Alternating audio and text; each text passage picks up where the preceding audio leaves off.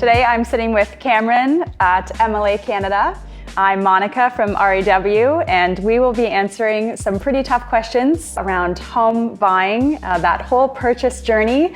What is going to change about buying a home in the future compared to now? Well, if we're looking at the long time, distant future, things in the housing industry are slow to change. To build a project takes many years. And so the planning we do today will quite often lock in place what it's going to look like in 3 or 4 or 5 years' time. So if we really want to think about significant change, we have to think beyond 5 years, beyond 7 years, think long term. Ultimately, change is driven by consumer demand. If consumers want something different and they're willing to pay for it, that trickles down to the way politicians start paying attention and the way consumers start consuming housing. And one of the things that we've noticed is that housing is getting smaller, particularly in a highly desirable urban setting. And people are prepared to live in smaller spaces as long as they have access to the urban amenities that they love. And a great example I can think of is energy efficiency and sustainability around housing.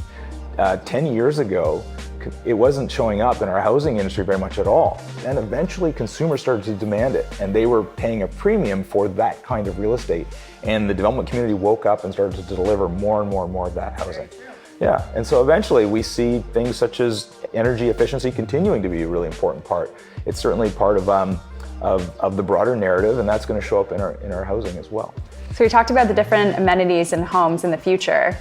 One question for sure that's lingering from this pandemic era, will every home have an office? A home office is becoming a very important part of our planning, but I think with the flexibility of simply laptops, you go to any coffee shop in the city and you see laptops everywhere, you can be productive, quite flexibly with people's locations. But if you're living in a home with coexisting with somebody else, you might be sitting at your dining room table and someone's walking behind you, those kinds of things. We need to have solutions to be able to create those privacy environments, people can have private conversations and the like. And so the space may not afford us to have an additional office space that is no longer there, but we're going to have to be very thoughtful about being able to create flexible spaces and privacy spaces. So I would see probably those flexible solutions such as screens in order to create privacy, or fold down desks that might be within the living space.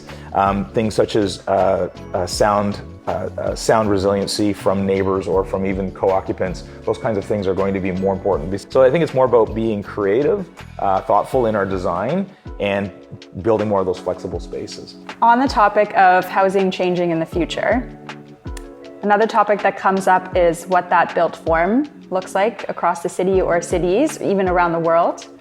And then maybe even possible locations, physical locations that we're not even thinking about that we might be able to live in the future. If we really think about how housing is going to change, we do have to take the long view. And I think one of the major driving factors is going to be the pressures that are happening in our environment, on our planet. And we literally cannot just continue to sprawl out. We can't all aspire to have large houses and have long commutes for place of work that burn a lot of fossil fuels or even burn a lot of electricity. We need to find creative solutions that allow us to thrive in close proximity to one another, where the delivery of goods and services is a lot less expensive. And that's going to start to drive our housing for future generations. Ultimately, the most important change that we can make is I feel that society needs to be able to thrive, mentally, emotionally thrive with less. There is this buzz around the project called The Line in Saudi Arabia. Heard of this? Yes. It's crazy. Blows my mind. How do we feel about these conceptual cities, this playing around with density and having all of these amenities and infrastructure around that one? I think there's, again, some real interest around these hypothetical urban environments. I think the reality of those coming to manifest are going to be really slim.